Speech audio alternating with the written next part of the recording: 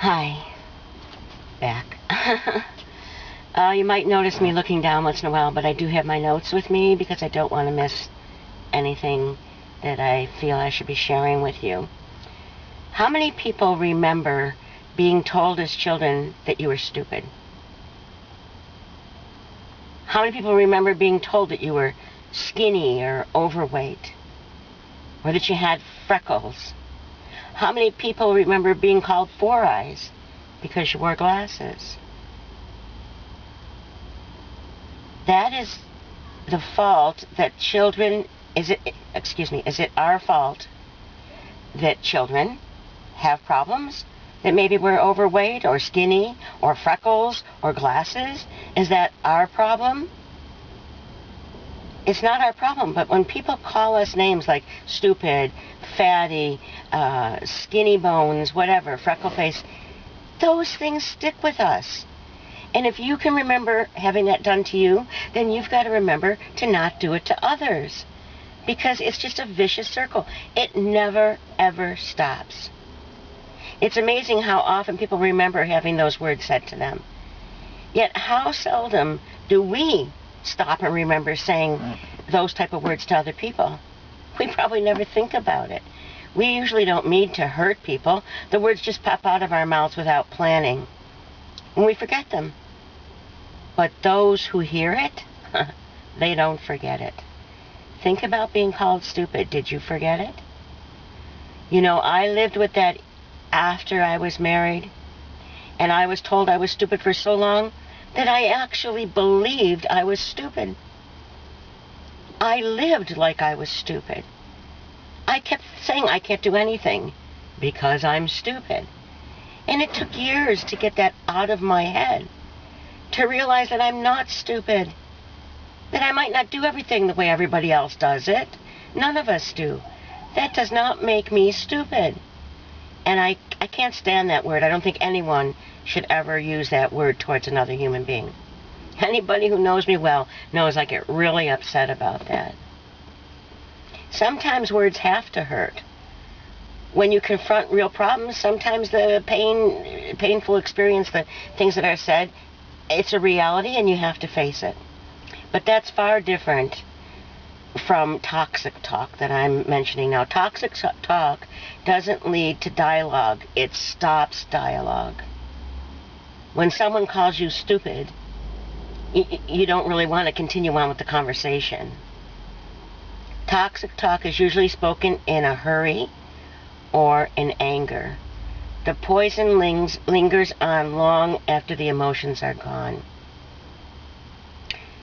In Proverbs 15:1, it's really cool to refer to Proverbs because it's like Confucius say almost, and it's got really wisdom in Proverbs.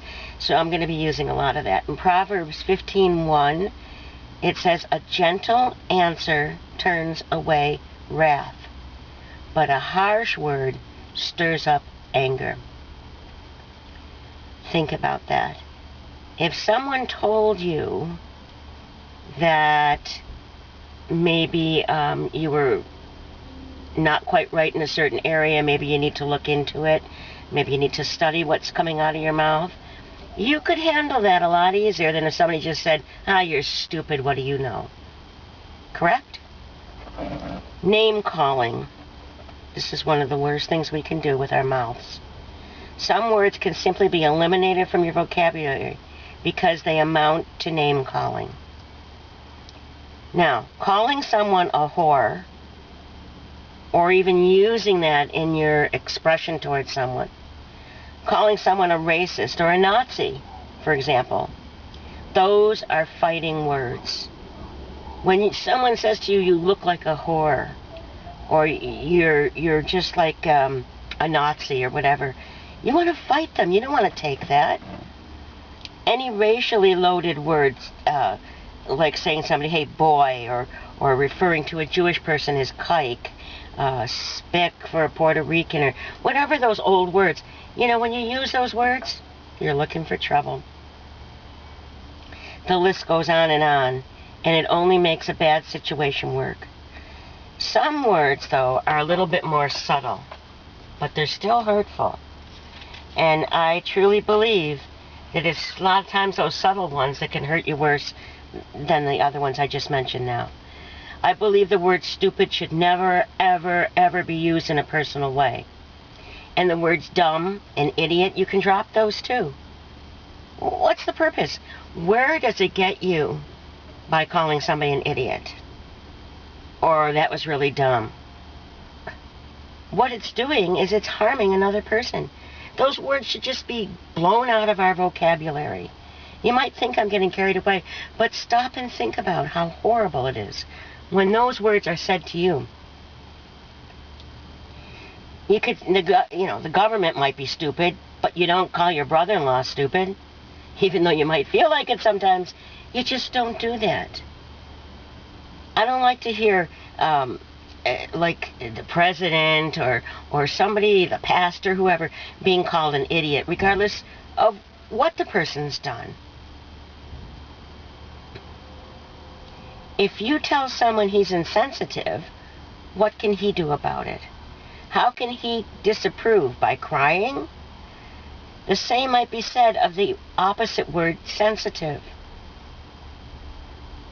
It's often used something like, he's so sensitive. So if we take the word insensitive, 9 out of 10 times it's a put down. If you tell someone he's insensitive, as I said, what's that person going to do about it? So be careful. Be careful. Be careful. Because you don't want these things said to you. You can't say them to others. You do not want to be responsible, basically, in the long run for whatever happens in that person's life.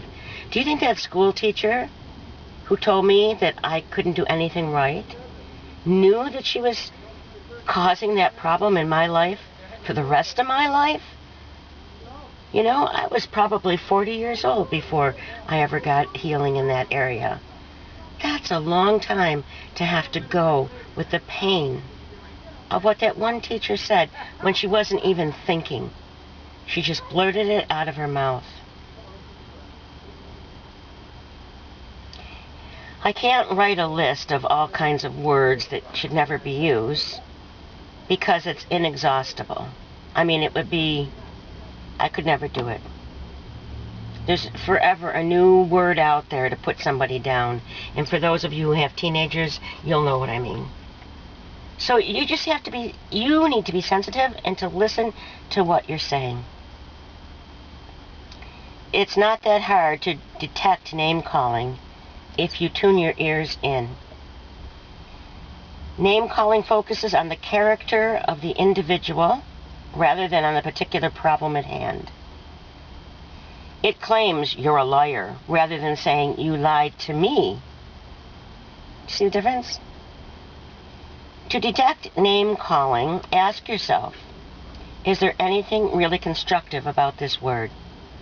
Does it help us understand our problem? Or does it simply raise everybody's anger a notch? Where does it get you? I've done it myself. And what does it do? If I call my child a liar, my child's back's going to go up. My child may be lying, but that person's back is going to go up. And then that word, you are a liar, is going to embed itself, because what comes out of your mouth goes back into your ears and right down into your spirit. And that person's going to believe. You don't know.